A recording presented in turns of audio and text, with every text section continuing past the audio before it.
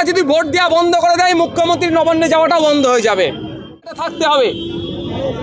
কিন্তু এই সাবিররা যখন রাস্তাঘাটে কুকুর বিড়ালের থেকেও খারাপ অবস্থায় নির্যাতনের শিকার হচ্ছে, সাবিরদের যিনারা রেহবার বলে দাবি করছেন, সাবিরদেরকে যারা বলছেন আমরা বুক পেতে দেবো, তাদের কোনো শব্দ খরচ করতে দেখিনি। আমি ধিক্কার নিন্দা জানাচ্ছি।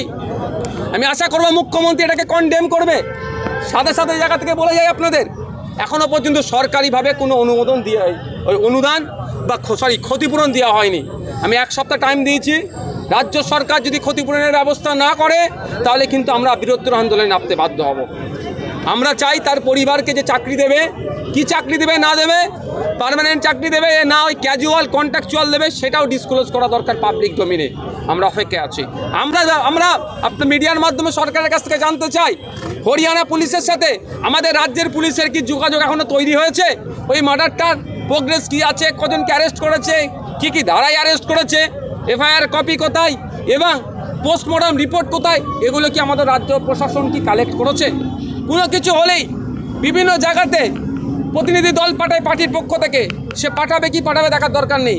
এক্ষেত্রে হরিয়ানাতে কেন পশ্চিমবাংলা প্রশাসনে একটা টিমকে পাঠালো না, যে কি ঘটনা ঘটেছে তাদের বিরুদ্ধে কঠোর ব্যবস্থা নেবে? কেন এগুলো হলো না? এই নেগলিজেন্সি কেন এত গাছাড়া মনোভাব, কেন এত এড়িয়ে যাওয়ার চিন্তাভাবনা হচ্ছে? এই প্রশ্নগুলো থেকে যাচ্ছে। আর একটা কথা বলে রাখি, এখন দেশের লিডার অফ অপোজিশন সম্মানীয় শ্রদ্ধেয় রাহুল গান্ধী মহাশয়, কিন্তু দুর্ভাগ্যের বিষয় 4 তারিখে ভোট শেষ হয়েছে, রেজাল্ট আউট হয়েছে, তারপরে একাধিক জায়গায় মব লিঞ্চিং হয়েছে। কলকাতাতে হয়েছে, প্রসেন মণ্ডলকে চোর অপবাদে পিটিয়ে মারলো, ইশরাত আলমকে চোর অপবাদে পিটিয়ে মারলো, আবু সিদ্দিক হালদারকে পুলিশ কাস্টডিতে মারলো। বিভিন্ন ঘটনা ঘটছে। ইভেন তিলোত্তমাকে যে খুন হয়েছে আরজি করে, যে ঘটনা সারা ভারতবর্ষ নয় পৃথিবীর বিভিন্ন দেশে প্রতিবাদ হচ্ছে, সে অর্থে রাহুল গান্ধী সাহেবকে মুখ খুলতে দেখলাম না। হরিয়ানাতে এই যেভাবে আপনার ছেলে সাবির ভাইকে খুন করা হলো, পিটিয়ে হত্যা করা হলো, মব লিঞ্চিং করা হলো, রাহুল গান্ধীর কোনো বক্তব্য শুনতে পেলাম না। আমাদের ভাবাচ্ছে রাহুল গান্ধী সাহেব কী করছেন, কী করতে চাইছেন, আমাদের কিন্তু ভাবাচ্ছে। তাই আমি এখান থেকে দাঁড়িয়ে আমাদের দেশের লিডার অফ অপোজিশনকে বার্তা দিতে চাই, ভোটের আগে আপনি যে পারফরমেন্স করেছিলেন, সবকা সাথ সবকা বিকাশ বিজেপি বলল, আপনি কিন্তু বকলমে সবার পাশে দাঁড়ানোর চেষ্টা করেছিলেন, তাহলে আপনার কাছ থেকে এখন কেন আমাদের এগুলো পাচ্ছি না? আপনি একটা প্রোটেস্ট পর্যন্ত করছেন, একটা টুইট পর্যন্ত করছেন না কেন? আমাদের ভাবাচ্ছে।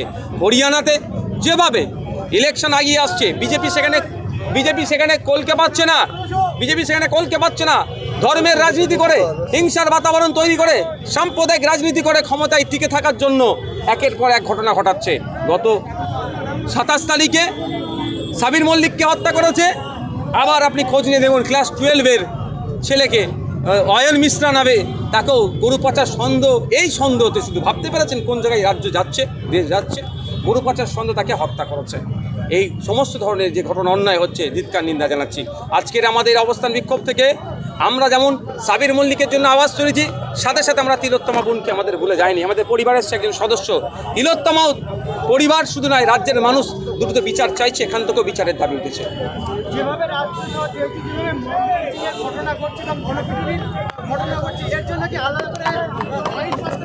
মব লিঞ্চিং নিয়ে তো অলরেডি ছিল পশ্চিমবাংলা বিধানসভাতে, একটু কিছু শব্দের আদান প্রদানের জন্য নাকি রাজ্যপাল সিগনেচার করছে না। আমি বারবার এটা বলছি, রাজ্য প্রশাসনকে, রাজ্য সরকারকে সক্রিয় হতে হবে। কারণ এটা মনে রাখি, আপনাদেরকে জানিয়ে রাখি, পশ্চিমবাংলার 21 লক্ষ মানুষ ভিন্ন রাজ্যে কাজ করছে, আর ভিন্ন রাজ্য থেকে প্রায় 1.5 কোটি শ্রমিক আমাদের রাজ্যে কাজ করছে।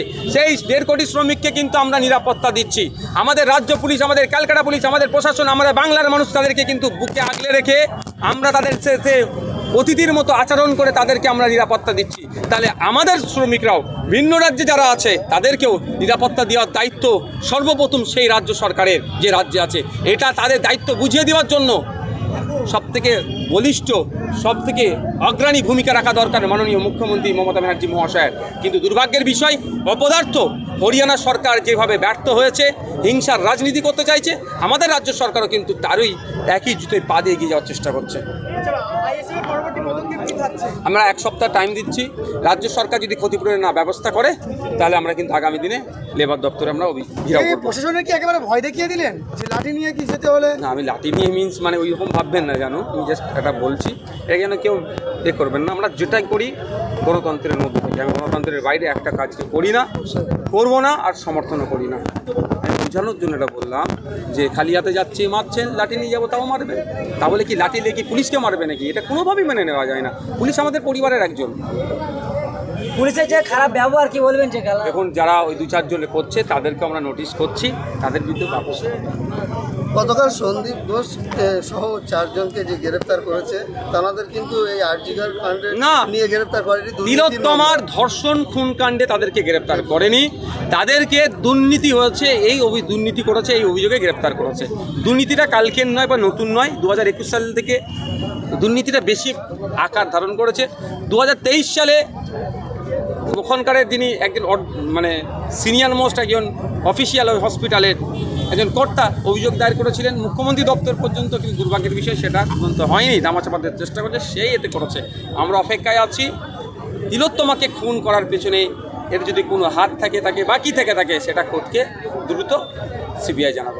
সাবির খানকে পিটিয়ে খুন করার পিছনে কি এই যে বানানো বলা দীর্ঘমেয়াদী সেটিং আছে, এর কি কোনো পরিকল্পনা আছে বলে দাবি? ওটা আমি এই মুহূর্তে বলতে পারবো না, কিন্তু ভোটের রাজনীতির জন্য এটা খুন করা হচ্ছে। ঠিক আছে, প্রত্যেককে আমি সংগ্রামী অভিনন্দন জানাচ্ছি। একদম শর্ট নোটিশে এবং কালকাটা পুলিশকে আমরা জানিয়েছিলাম আমরা 100 থেকে 100 ম্যাক্সিমাম 150 লোক নিয়ে একটা অবস্থান বিক্ষোভ করবো। কারণ এই অবস্থান বিক্ষোভটা শুধু একটা আলটিমেটাম দেওয়ার জন্য, কি বললাম, একটা আলটিমেটাম দেওয়ার জন্য মাননীয় মমতা ব্যানার্জি মহাশয়কেও তার রাজ্যে আমরা, তিনি সরকারের প্রধান আছেন, একজন শ্রমিক ভিন্ন রাজ্যে কাজে গিয়েছেন, তার দায়িত্বটা নেওয়াও কিন্তু শ্রম দপ্তর তথা মুখ্যমন্ত্রীদের কর্তব্য। তাই আলটিমেটাম দেওয়ার জন্য আজকে আমাদের একটা অবস্থান বিক্ষোভ। আজ থেকে 1 সপ্তাহ আমরা ওয়েট করব। যদি সরকারিভাবে হরিয়ানায় গোরক্ষকদের হাতে গণপিটুনিতে মারা গিয়েছেন সাবির মল্লিককে ক্ষতিপূরণের না ব্যবস্থা করে, তাহলে আমরা এখানে এই গুটি কয়েক লোকে আর সীমাবদ্ধ থাকবো না, লেবার ডিপার্টমেন্ট কিন্তু আমরা অবরোধ করতে বাধ্য হব। তার আলটিমেটাম দিতে এসেছি এখানে, আলটিমেটাম দিতে এসেছি এবং মাননীয়কে জানাতে এসেছি এখানে, যেই বিজেপির সাথে আপনি একাধিকবার ঘর সংসার করেছেন, ঘর সংসারের রাজনৈতিক অ্যালায়েন্স করেছেন, সেই বিজেপি আপনার সাথে আপনি যাকে ন্যাশনাল অ্যালাই বলেন যাকে তিনি, সেই বিজেপি শাসিত হরিয়ানাতে যখন পশ্চিমবাংলার সংখ্যালঘু সম্প্রদায়ের একটা বাঙালি শ্রমিককে, পরিযায়ী শ্রমিককে পিটিয়ে হত্যা করা হলো, আপনার মুখ থেকে একটাও রা পর্যন্ত কেন কাটেননি? এটাও জানতে এসেছি এবং এখান থেকে বলতে এসেছি। আমরা দেখছি অমিত শাহজির ছেলে জয় শাহজি আইসিসির চেয়ারম্যান হয়েছে, উনি তৈরি করে তাকে এখানে শুভেচ্ছা দিচ্ছে।